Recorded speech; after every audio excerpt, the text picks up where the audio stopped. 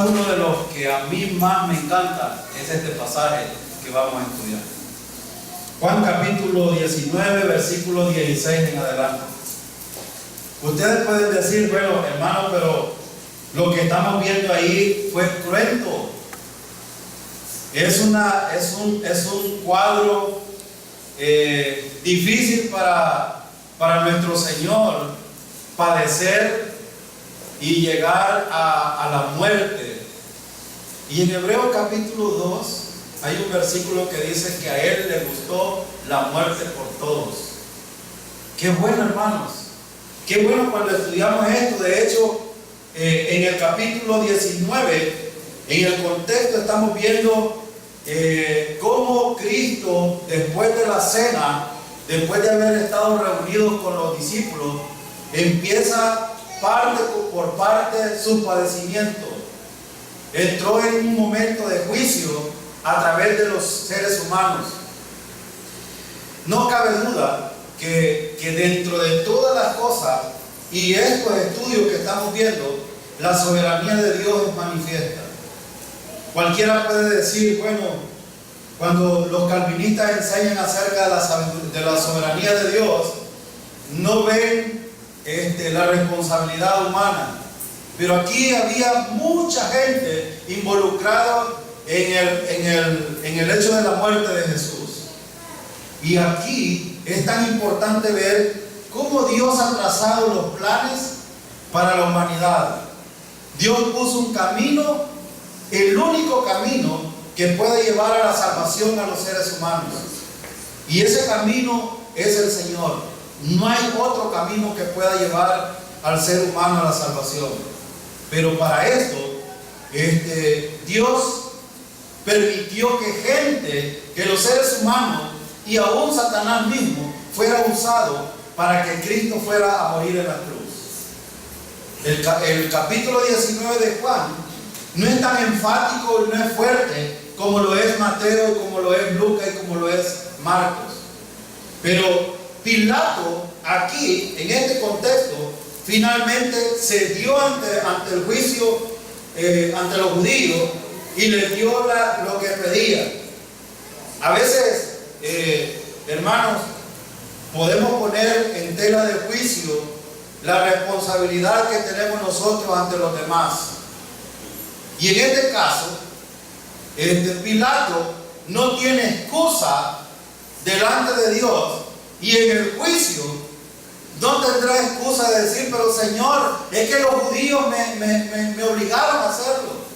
De hecho, Él lo hizo voluntariamente. Él tenía la potestad de no llevar a Cristo a la cruz, pero esto ya había sido escrito por el Señor. Saben que 1000 años antes había sido profetizado esto de la muerte del Señor. Entonces Dios, en su presencia, Él sabe todas las cosas y quiénes van a estar involucrados en esto. Y por eso en el versículo 16, miren lo que dice, que fue el versículo con el que terminamos el sábado pasado. Entonces Pilato se lo entregó para que lo crucificaran, y los soldados se lo llevaron. Él voluntariamente entregó a Jesús. Pero hermanos, me encanta esta palabra entregar. Me encanta. Me encanta, hermanos, porque entregar a Jesús a la muerte significaba la victoria para la humanidad. Lo que pasa es que la gente no quiere ver este hecho. Fíjense que la gente ve, por ejemplo, el católico ve a Cristo como ese ser crucificado, pero que la cruz es más importante que la sangre derramada y que la obra acabada ahí. Y por eso ellos siguen viendo hacia un madero. Ellos siguen viendo eso. Y necesitan ver, cada vez que van a arrodillarse buscando la dirección de Dios, siempre necesitan ver esa cruz. Hermanos, nosotros no necesitamos ver tanto la cruz, sino la obra que Cristo hizo en la cruz para libertarnos del pecado. Gloria a Dios, porque Cristo no abrió ni siquiera una vez su boca para decir no me maten. Él enmudeció, Él fue como un cordero obediente al matadero inocente. De hecho, recuerdan, hermanos, que este pasaje que estamos estudiando era el sustituto de un inocente muriendo por los culpables. Y por eso me encanta a mí cuando vemos la responsabilidad del ser humano entregando al rey de los judíos a la muerte. Los judíos estaban tan aturdidos, eran tan insensatos, que no pudieron reconocer las maravillas de donde provenían todas las cosas que hacía nuestro Redentor. Y fíjense en el versículo 17. Versículo 17 dice: Jesús salió cargando su propia cruz hacia el lugar de la calavera, que en arameo se llama Gólgota. Jesús llevó su propia cruz. El lugar, algunos, por ejemplo, los testigos de Jehová, hablan tanto de que no fue una cruz, que fue crucificado, que fue una estaca. Bueno, de hecho, en el griego no dice necesariamente una cruz. La palabra es una estaca plantada. Y por eso ellos se agarran ahí. Tuve que ir a leer la Biblia del Nuevo Mundo, así se llama, parece que Nuevo Mundo. Exactamente la palabra que ellos dicen ahí es la que está en el griego. Pero no nos interesa discutir ese punto. Porque de hecho, hermanos, ¿cuál era tradicionalmente la muerte que los griegos llevaban a los malhechores? Era precisamente en una cruz. Y esto es históricamente. Usted va a leer historia universal y va a encontrar este hecho. Pero a nosotros nos interesa el hecho de que Cristo fue llevado ahí a una cruz. Y ya les voy a decir por qué. Precisamente, fíjense que aquí la palabra, el lugar de la crucifixión era llamado Gólgota, lo que significa el lugar de la calavera. El lugar de la calavera. En Juan 19:17, la palabra Calvario viene de esa palabra, que significa entonces calavera. Porque de hecho, en ese lugar no solo mataron como vemos nosotros en la película, solo vemos a 3 hombres muriendo. En ese lugar había miles de personas que estaban muriendo. Y no solo eso, sino que la muerte de un malhechor en una cruz se prolongaba no solo 3 días, no 4, no 5. Es más, había gente que moría 2 semanas después. Era una muerte tan cruenta, hermanos. Pero me encanta a mí este pasaje, y ya vamos a ver en los versículos siguientes, que cuando los hombres llegaron, los judíos, ellos como eran tan celosos de la religión y de guardar los días y de guardar las tradiciones, ellos de hecho no querían que Cristo muriera en tiempo de la Pascua. Y como se llegaba la hora sexta, ya llegaba la hora de iniciar el día de reposo, ellos le dijeron a los soldados: quiebren las piernas, porque quebrándolas el cuerpo se iba a ir todo el peso, iban a morir asfixiados. Pero me encanta aquí algo importante, que Dios en su soberanía permitió que Cristo muriera exactamente en el momento adecuado. Y esto es lo importante que nosotros necesitamos ver ahora. Entonces, ¿cuántos criminales murieron aquí? Murieron 2 con él, juntamente 2. Y fíjense que en el versículo 18, no me voy a detener mucho aquí porque hay otra cosa importante que necesitamos ver más adelante. Versículo 18, ahí lo crucificaron.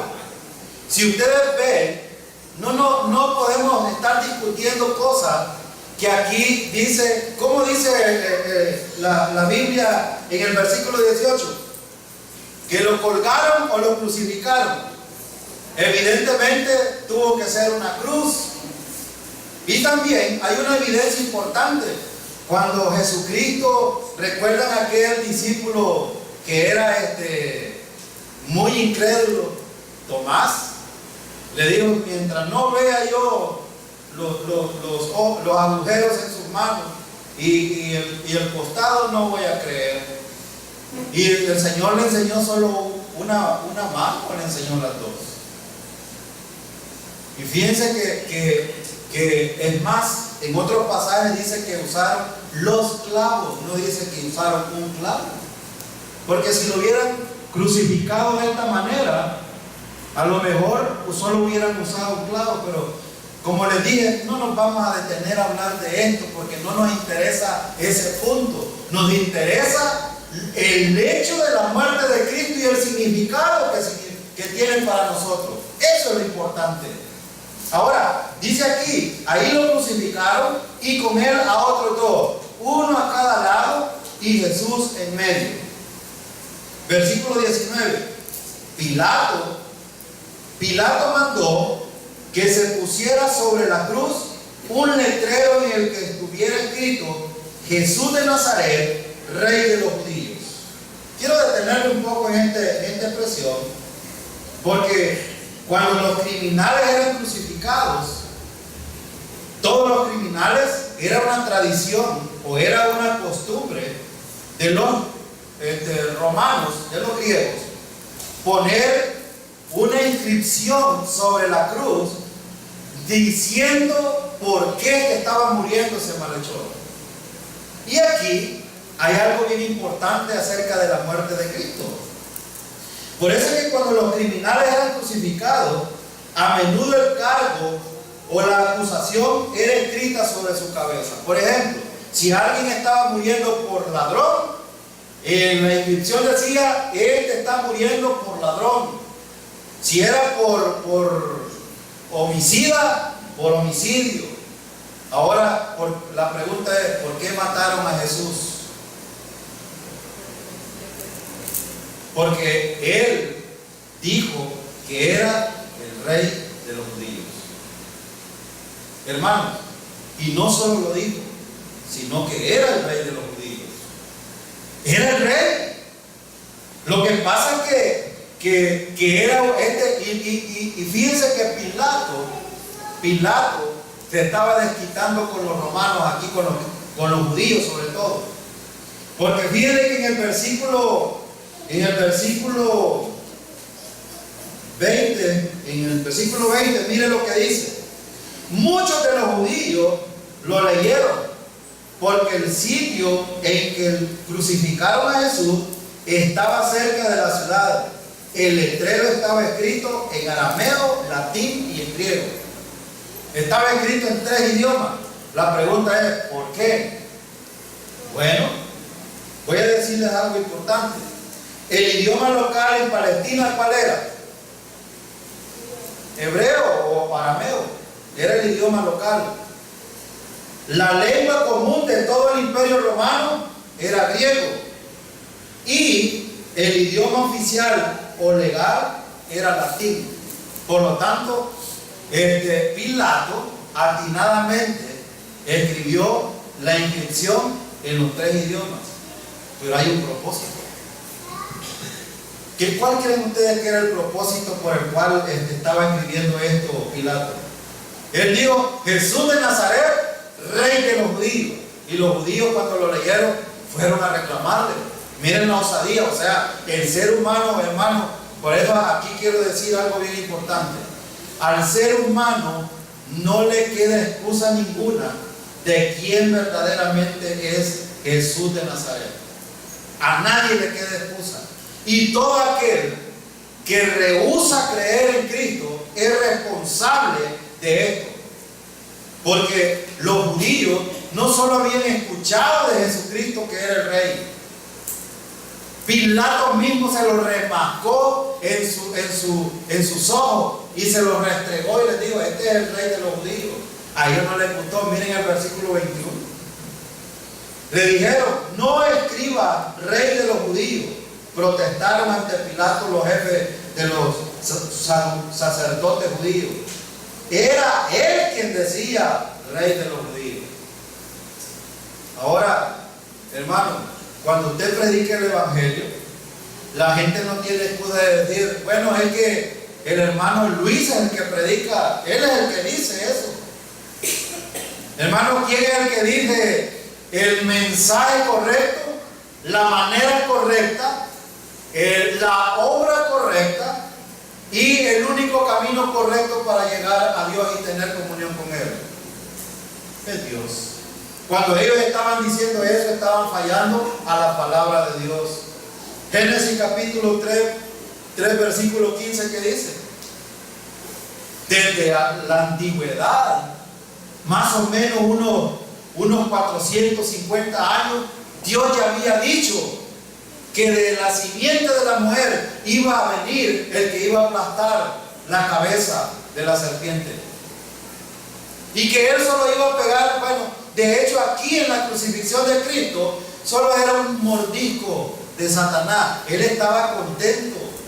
Llevar a Cristo a la cruz para él pensó que era la victoria. Hoy sí, hoy gané la victoria, mas no sabía que era la derrota completa. Hermano, cuando yo pienso en esto, pienso en la grandeza de Dios, pienso en la misericordia de Dios, pienso en la gracia de Dios mostradas en nosotros. Porque, hermanos, ¿cuántos méritos tenemos nosotros en la salvación? Ninguno. Lo único que nosotros hacemos es recibir esta obra que se muestra aquí. Y el judío celoso, el religioso, precisamente actúa de esta manera hoy. El religioso dice, no, nosotros tenemos nuestra... Oí un hombre, el pastor Denny una vez lo agarró hora y media en un restaurante en San Miguel después de una conferencia.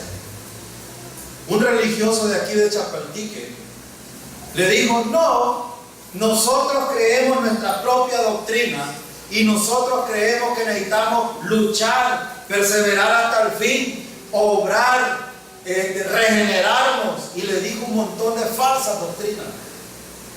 Voy a hacer una pregunta, hermano. ¿Cuándo es que la persona es regenerada?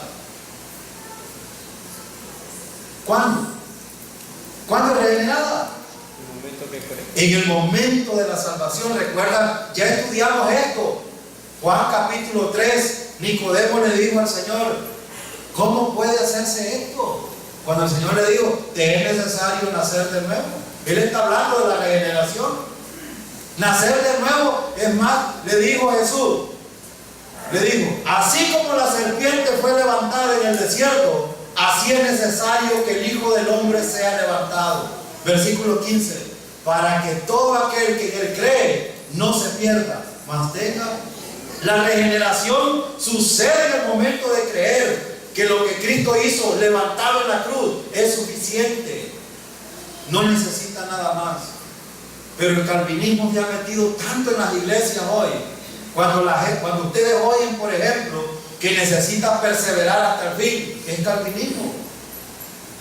Es calvinismo, porque ellos dicen, el calvinismo dice, si perseveras hasta el fin, te santifica, eres fiel al Señor, serás salvo.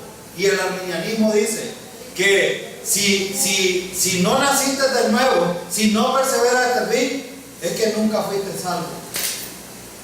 Y ellos dañan la integridad espiritual de las personas que han puesto su confianza en el Señor y les meten miedo y altercan con la seguridad eterna. Hermano, yo pregunto, ¿es suficiente lo que Cristo estaba haciendo aquí totalmente para pagar el precio por nuestros pecados? Totalmente. No hay nada que el ser humano pueda hacer. Si no recibe este mensaje, entonces está terminado y acabado. Y va camino al infierno. Y puede estar, es más, hermano, la iglesia y las mega iglesias hoy están tan llenas de gente puramente religiosa que esté esforzándose para mantener la salvación. Hermano, ¿Quién sostiene la salvación? ¿Nosotros o el Cristo que murió en la cruz? Es Él el que sostiene nuestra salvación, porque Él pagó el precio por nosotros. Nosotros solo necesitamos seguir dependiendo de Él en nuestra vida cotidiana. Por eso aquí a los judíos no les parecía, porque son religiosos celosos. No, es que el pastor me ha enseñado. Yo he oído estas cosas. El pastor de nosotros dice que la salvación es por obra. Es más, el hermano Jorge acaba de hacer una invitación a los bautismos. Hermano, la pregunta que muchos se hacen: ¿qué debo de hacer yo para bautizarme? Hermano, si usted es salvo, ha puesto su confianza en el Señor, lo primero que debería de hacer, ser obediente al Señor e ir al agua y bautizarse. Porque esto significa que usted ha reconocido que ese pago que Cristo hizo en la cruz es suficiente y que usted está identificado con esa muerte, con la sepultura y la resurrección, y lo que va a ir a hacer al agua es precisamente dar testimonio público de lo que usted ha creído. Entonces no hay problema. Que soy un fornicario. Yo les pregunto, hermano, ¿cuántos de ustedes tienen problemas aquí con los pecados? Yo soy el primero. Hermano, yo soy el primero. Y quizás los que nos oyen por este medio pueden decir: ¡qué barbaridad! Y está en el púlpito. Sí, es que la iglesia es un lugar donde se congregan hermanos pecadores, no santos. Los santos están allá en la presencia del Señor. Y no estoy hablando de la santificación posicional, porque todos hemos sido santificados en el momento de la salvación. Estoy hablando de nuestra vida cotidiana. Fallamos. Pero ¿saben qué, hermano? Hay algo que me llegue, o algo, lo dije, me llega. Algo que me llega. Algo que me llega. Lo que dice Pablo a Timoteo: si nosotros somos infieles, es que la salvación se sostiene por la fidelidad de Cristo, no por lo que nosotros hacemos. Entonces, hermano, si tú estás ahí, no te has bautizado porque crees que eres un cochino pecador, porque crees que tienes problemas, eso no debe de importarte, hermano. No debe de importarte. Lo que debe de importarte es lo que has confiado, en quién has puesto tu esperanza. Y vamos hacia adelante. Yo sé que los primeros que nos atacan a nosotros son nuestros familiares.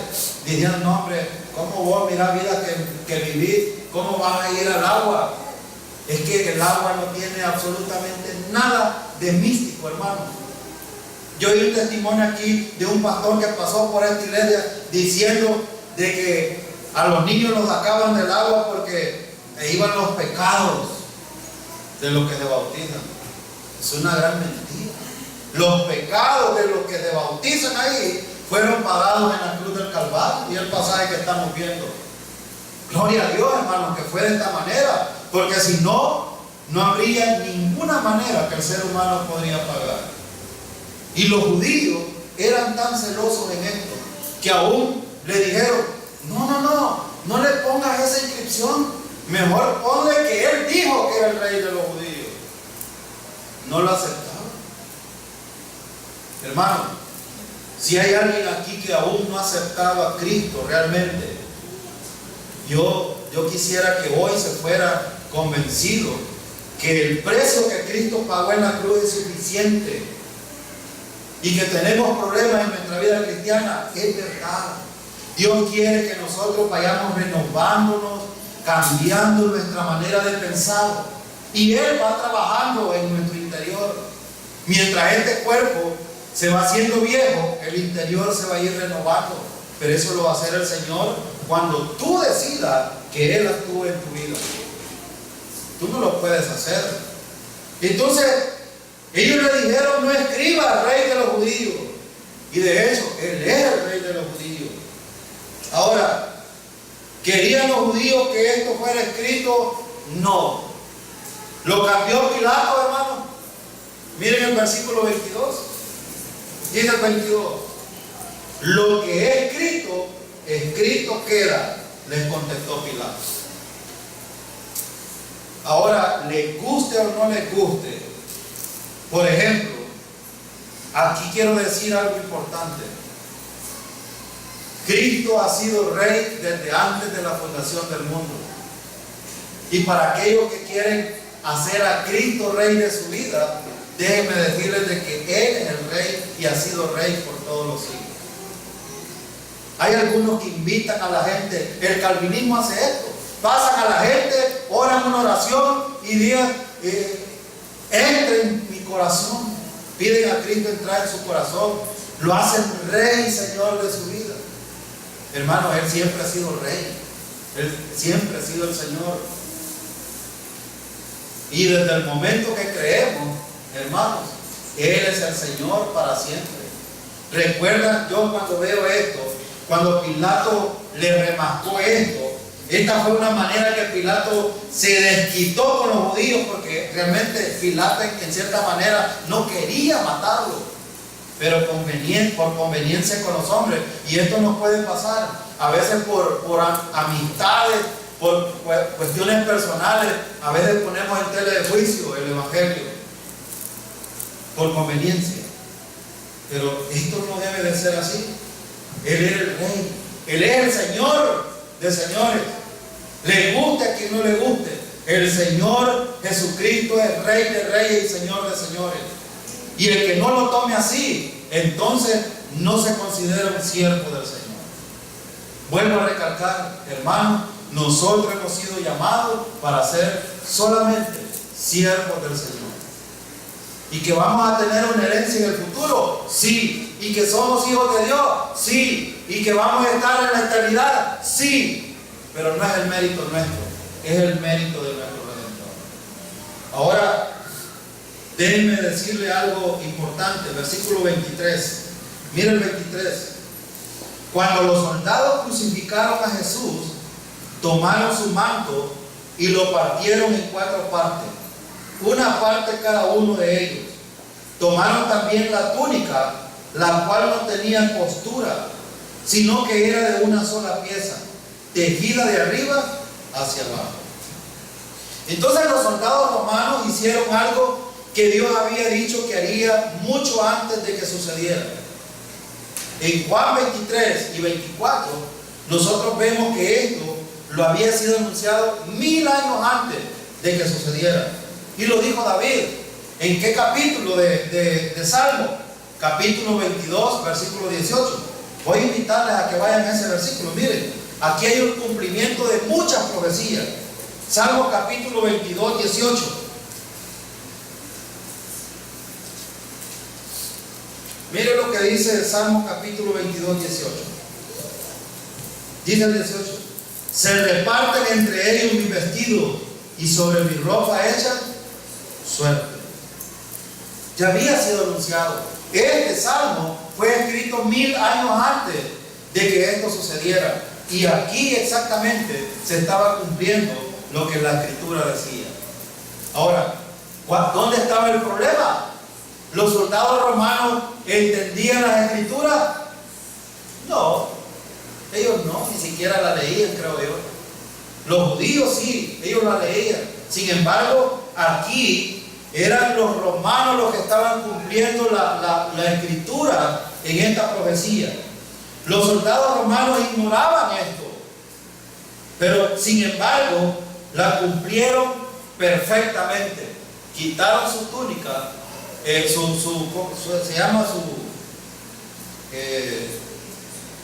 tomaron su manto, porque la vestidura de un judío tenía la túnica que era el interior, el manto, el cinto, las sandalias y el turbante.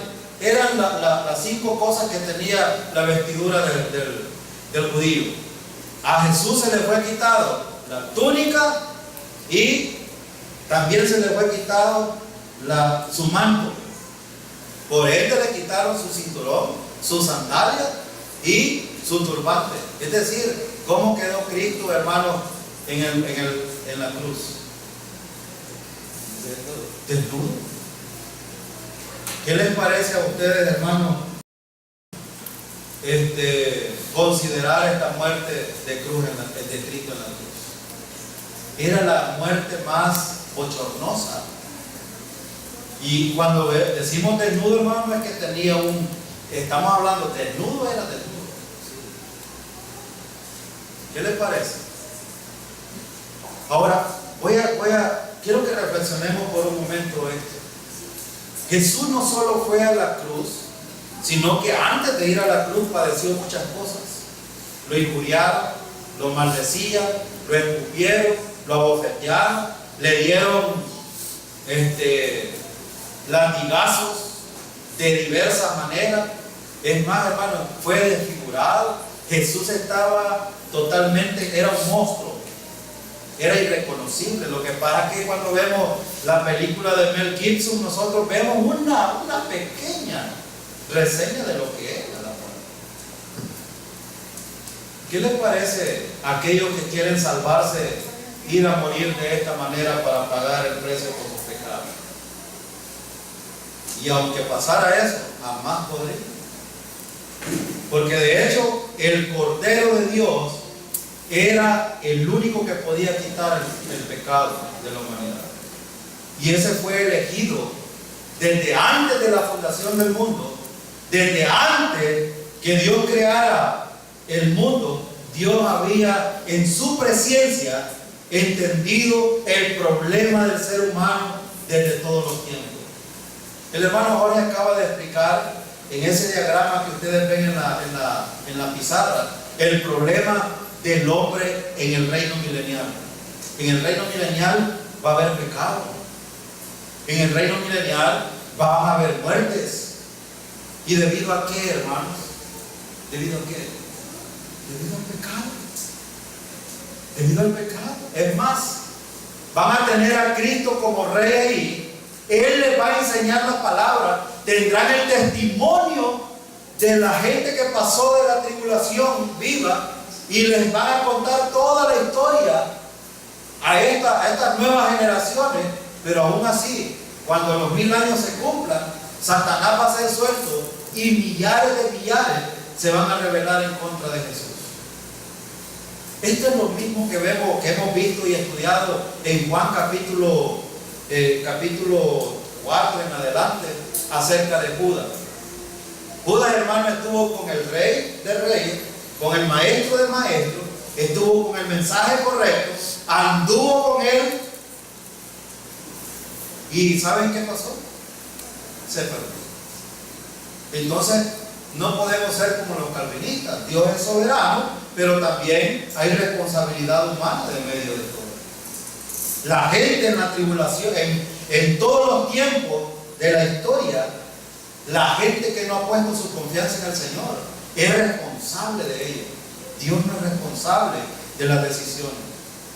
Por eso, hermano, es tan importante notar que Dios conoce el final desde el principio. Él lo sabe. Él sabe cómo va a terminar. Yo le he escuchado al hermano Bel decir: hermano, si usted quiere saber el futuro, vaya a leer Apocalipsis y va a ver cómo va a finalizar. El hermano Jorge acaba de leer capítulo 21 de Apocalipsis, versículo 1 al 8. ¿Y qué vemos ahí? Cielo nuevo, tierra nueva. Una nueva, cuando dice nuevo, es que es nuevo o nuevo es nuevo, no es otra cosa. Entonces, nosotros, hermanos, gracias a la misericordia de Dios, vamos a estar en ese lugar que será nuevo, sin ningún problema de pecado. Gracias al Señor. Y no solo eso, sino que nos vamos antes de la tribulación, precisamente porque los que esperan en el Señor no serán avergonzados, jamás serán avergonzados. Los que esperan en el Señor, los que han puesto su confianza en el Señor, jamás verán vergüenza. Porque, hermano, poner nuestra esperanza en Cristo no avergüenza. Yo no sé por qué a veces nosotros nos avergonzamos de esta muerte cruenta del Señor. Llamarnos creyentes debería de ser el privilegio de una persona de haber puesto su confianza en el Señor. Ahora, quiero hablar un poco del grito de victoria de Jesús. Quiero que nos saltemos unos versículos. Bueno, vamos a leer. Miren lo que dice el 25. Junto a la cruz de Jesús estaba su madre, la hermana de su madre, María, la esposa de Cleofas, y María Magdalena. Cuando Jesús vio a su madre y a su lado al discípulo a quien él amaba, dijo a su madre: mujer, he ahí tienes a tu hijo. Luego dijo al discípulo: ahí tienes a tu madre. Y desde aquel momento ese discípulo la recibió en su casa. Quiero decirles algo importante que no se menciona aquí y que no podemos dejar pasar por alto. En estos 2 versículos o 3 versículos hay una cosa muy importante. No voy a hablar de María como habla otras personas, pero sí Jesús dijo algo bien importante aquí. Fíjense bien, junto a la cruz estaban 3 mujeres. 3 mujeres, una que estaba agradecida con el Señor por haberla rescatado, otra que pudo haber salvado a Jesús de ir a la muerte, pero no lo hizo. ¿Saben quién pudo haber salvado a Jesús de que no fuera a la muerte? Su propia madre. Y ustedes pueden decir, ¿por qué? Cuando lo injuriaban y lo tenían ahí, ella pudo decir: no, si él es mi hijo, es hijo de José. Pero si ustedes fijan en toda esta historia, ¿dónde está José? ¿Verdad que no se menciona? Solo a María se menciona, pero hay un propósito. Y ese propósito quiero que usted lo vea aquí esta mañana. Mire el versículo. Estaba María, la esposa de Cleofas, estaba la madre de Jesús y estaba María Magdalena. ¿Quién era esta María Magdalena? La pecadora, la que le lanzaron a los pies y querían matarla. Aquí hay algo importante, hermano, que no hay que olvidar. Como pecadores y como merecedores del infierno, no debemos de olvidar ese sacrificio de Cristo en la cruz. Hay que ser como esta mujer. Estaba a los pies ahí porque ella entendía el sacrificio de Cristo, entendía quién era el Mesías realmente. La madre también en este momento, en otros pasajes dice de que los hermanos y la madre no creían en el Señor. Pero hay un propósito por qué el Señor trae a la madre aquí. Miren el versículo 26. Cuando Jesús vio a su madre y a su lado al discípulo a quien él amaba, dijo a su madre. Fíjense en el versículo. Habla, lo enfático aquí no es tanto la madre, sino el discípulo a quien amaba. Porque el discípulo a quien él amaba le iba a dar una responsabilidad aquí. Como también hemos hablado en Primera de Timoteo, capítulo 5, la responsabilidad de los hijos y de los nietos acerca de las madres. Yo no sé por qué, no sé cómo se llama José, dónde estaba en este contexto, pero Jesús, al parecer, José ya no estaba aquí, ya no estaba. Y Jesús encomienda, esto casi nadie lo habla, casi nadie hace un comentario de esto, pero es bien importante. Miren lo que le dice. ¿Y quién era el discípulo a quien él amaba? Era Juan, el que escribió este evangelio. Él no dice yo, Juan, sino dice el discípulo que él amaba para referirse a sí mismo. Pero miren que le dijo: mujer, ahí tienes a tu hijo. Los católicos dicen de que esta expresión se refiere a Cristo mismo, pero no es cierto. Porque ¿a quién le está refiriendo el 26? A Juan. Él se está refiriendo a Juan. En otras palabras le está diciendo: no quedas desamparada. Ahí tienes a tu hijo. Ahí lo tienes. Hermano, hay una responsabilidad de los hijos aquí. María iba a quedar por un tiempo desamparada, pero Jesús entrega a María en manos de Juan. Y mire lo que dice. Luego dijo al discípulo: ahí tienes a tu madre. Y desde aquel momento ese discípulo la recibió en su casa. Es tan importante, hermano, tan claro. La Biblia no tiene nada que nosotros le podamos andar buscándole por lados equivocados. Si ustedes notan, Jesús estaba diciendo aquí que Juan ahora tenía una responsabilidad ante su madre. ¿Y cuál era la responsabilidad? Cuando nosotros vemos la expresión, ahí tienes a tu madre en el griego, tiene que ver con aquella expresión que dice, honra a tu madre y a tu padre. Por eso, hermano, es tan importante. Yo algunas veces me detengo a hablar de otras cosas que ya hemos estudiado, pero para que recordemos cuál es nuestra responsabilidad. Hay ancianas hoy por hoy que los nietos ni siquiera les pelan. Y lo digo así con idioma como lo entienden, porque los hipotes hoy dicen un montón de tonteras. No les pelan. Yo conozco una anciana ahí que tiene unas nietas que pasan todas desgraciadas precisamente por eso. Porque ven a la viejita como changoneta, como que es nada. Y que dice Pablo a Timoteo, ¿quiénes deben de velar por las viudas? ¿Quiénes? Los hijos y los nietos. Si aquí hay hijos y nietos, hermano, aprenda de esto.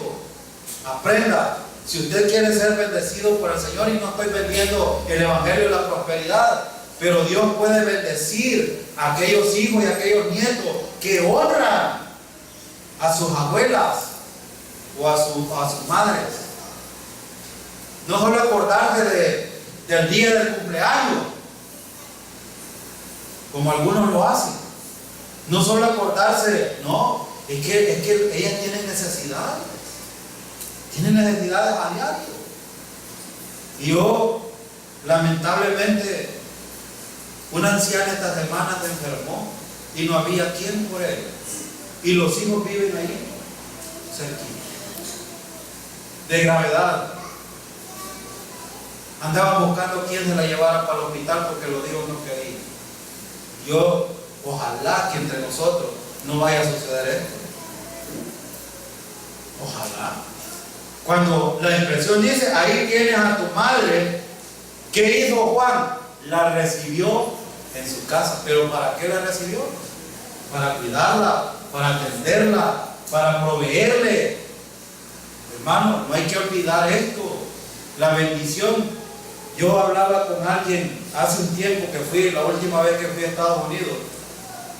Hubo un muchacho que me dijo, yo no puedo ver a mi mamá, no sé, siento algo, la odio, porque me abandonó desde mi niñez. Y yo le dije estas palabras, quiero decirte que necesitas perdonar. ¿Cómo? Me dijo, de la manera que Dios te perdona. Y le presenté el evangelio y le dije yo, ¿quién era el ofendido ante la situación espiritual delante de Dios? ¿Nosotros o Dios? Y él me dijo, bueno, Dios, porque nosotros somos los pecadores. Entonces, ¿quién perdonó? ¿El ofendido o el ofensor? Y me dijo, bueno, Dios nos ha perdonado. Pues de esa misma manera necesitas perdonar a tu mamá. Ella te ha ofendido, pero necesitas perdonarla para tener paz en tu vida. Y me dijo, bueno, voy a intentar. Los hijos odiando a sus padres, hermano, es lo peor que puede haber. Es la maldición peor que puede haber en la vida. ¿Y saben qué? Esto se transmite, este odio muchas veces se transmite de generación en generación. Después no solo ella va a odiar a la mamá, sino que los nietos también la van a odiar, y los tataranietos, y esto va a ser una cadena. Ahora yo pregunto, hermano, sé que a veces nosotros somos muy zafados. Yo generalmente lo he dicho, a veces digo cosas que quizás hieren o dañan a los demás. Pero perdónenos, hermano. Necesitan perdonar. Solo quiero decir algo por la confianza que tengo. A veces allá me encuentro algunos hermanitos que ni me saludan. Y yo busco y ellos me dan la espalda. Digo yo, ¿será que hay algo? Y he querido hablar con ellos y quizás no voy a buscar para hablar. Esto no debería de ser así. Quizás no están recordando lo que Cristo estaba haciendo aquí. Y de hecho, yo no merezco que me alaben ni nada de eso, pero sí que recuerden lo que Cristo hizo en la cruz. Aquí nosotros somos tan pasajeros que somos como la flor. Bueno, venga usted a ver estas flores durante la semana, ya van a estar marchitas, porque somos así. La vida del ser humano es así. Entonces necesitamos buscar el perdón, necesitamos hacerlo. Y aquí, ¿por qué estaba hablando de esto? Porque de hecho hay una gran responsabilidad para Juan ahora: atender a su madre, honrarla. No crean ustedes, ¿cómo se sentiría usted, hermano? Que uno, bueno, hoy recuerden de que los jóvenes están muriendo y los viejos estamos quedando. Pero ¿qué pasaría si usted, voy a decirlo esto, Dios quiera que no, que nos libre de todo esto? Pero ¿qué sentiría usted como madre o como padre que le llega a decir, allá está tu hijo muerto, que le pegaron un par de balazos? ¿Cómo se sentiría usted? Y después la gente dice, no, es que lo mataron porque andaba en la mala, andaba en esto, andaba robando, andaba haciendo esto. Lo mataron por malhechor. ¿Cómo se sentiría usted? Probablemente María iba a ser maltratada en esta sociedad también. Pero a pesar de eso, hay algunos que abandonan a sus madres. Juan no, la recibió en su casa. No le importó. ¿Recuerdan lo que dijo Pedro? No, hombre, Dios, ni conozco a este. Jamás he andado con él. A saber quién es. Algunos podemos actuar así. Pero la mejor decisión que podemos tomar es honrar a nuestros padres y a nuestras madres. Sobre todo las que son viudas. Ojo, muy importante esto. Versículo 28. Miren lo que dice el 28. Después de esto, como Jesús sabía que ya todo había terminado y para que se cumpliese la escritura, dijo: tengo sed. Me gusta este versículo porque en este versículo hay algo importante. Jesús dijo: tengo sed, pero había un cumplimiento también aquí de la escritura. Es decir, en la muerte de Cristo se fueron cumpliendo las palabras de Dios por medio de los profetas. Y ¿saben cuántas profecías fueron cumplidas en la segunda venida de Cristo? En la primera venida de Cristo, perdón. ¿Saben cuántas? 105 profecías fueron cumplidas. 105. Y hay más de 250 profecías que todavía no se han cumplido, pero que se van a cumplir en el futuro. Pero esta era una de las profecías que estaba cumpliendo. Por eso es que, pero me gusta una palabra aquí que es lo importante que quiero que meditemos. Después de esto, ¿después de qué? Después de que Jesús le había dado la responsabilidad a Juan de cuidar a su madre, de proveerle y de protegerla. Ahora Jesús le dice esto: después de esto, como Jesús sabía que ya todo había terminado y para que se cumpliese la escritura, dijo: tengo sed. Todo había terminado. ¿Qué quiere decir esta expresión para usted, hermano? Todo había terminado. Hermano, esta expresión significa: la cuenta de los seres humanos estaba siendo pagada. Y él mismo lo dijo cuando estaba ya en el lecho de su muerte. Dijo: tetelestai, la cuenta ha sido pagada. Él dijo aquí, Juan explica aquí de una manera simple las cosas y dice: todo ha terminado. ¿Todo ha terminado para quién? Todo ha terminado en relación a Jesús, en el sentido de que el sacrificio era suficiente para el perdón de los pecados. Todo había terminado significa para Jesús que el sacrificio y la obra que Él estaba haciendo era suficiente para nosotros. Y todo ha terminado en relación a nosotros significa que no hay nada que nosotros podamos hacer en relación al pecado. ¿Por qué? porque Cristo terminó con esta situación. Me encanta este versículo. ¿No le da gozo a usted, hermano, de saber que alguien sustituyó este sacrificio? Fue lo que sustituyó lo que nosotros debíamos de haber pagado. Porque Cristo no estaba muriendo por sus pecados. Él estaba llevando el pecado nuestro. Él estaba siendo solo un sustituto. Entonces, la oveja fue llevada al matadero para poder quitar el pecado de la humanidad. Y Cristo no murió por los elegidos, como dicen los calvinistas. Cristo murió por ¿cuántas personas, hermano? Juan 3:16. Para que todo aquel que en Él cree no se pierda. La palabra todo significa todo. Todos tienen el chance hoy. Y cuando dice Juan 3:16, porque de tal manera amó Dios al mundo. ¿Qué significa mundo? Toda la raza humana. Toda la raza humana tiene oportunidad hoy. Si el que no quiere aceptar que Cristo es suficiente con su muerte, bueno, es responsable de él.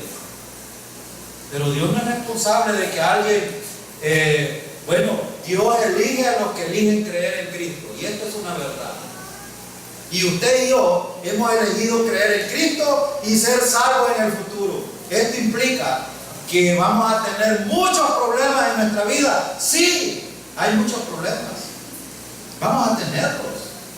No podemos obviarlos, pero mientras tanto tenemos la convicción que en cualquier momento el Señor viene a rescatarnos y nos vamos con el Señor para vivir eternamente con Él. Esto es lo más glorioso de la gracia de Dios, porque no hemos hecho nada para Él. Hermanos, vámonos esta mañana pensando en esto.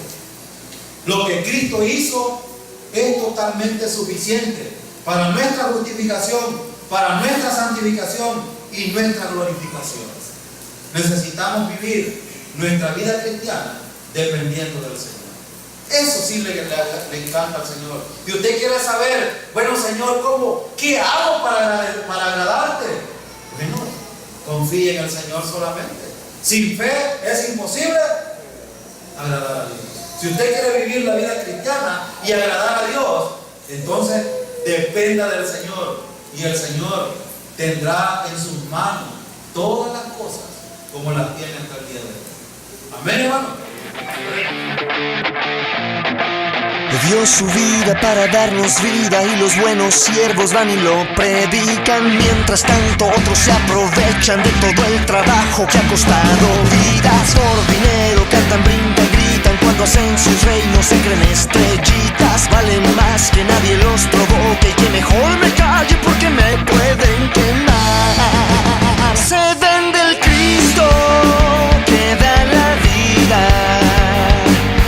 Hacen a un lado la necesidad, se dan entre ellos falsas sonrisas, temen que el otro les vaya a ganar. Se vende el Cristo que da la vida, hacen a un lado la necesidad, se dan entre ellos falsas sonrisas, temen que el otro les vaya a ganar. Dio su vida para darnos vida sin vendernos nada. Gracias, Jesucristo.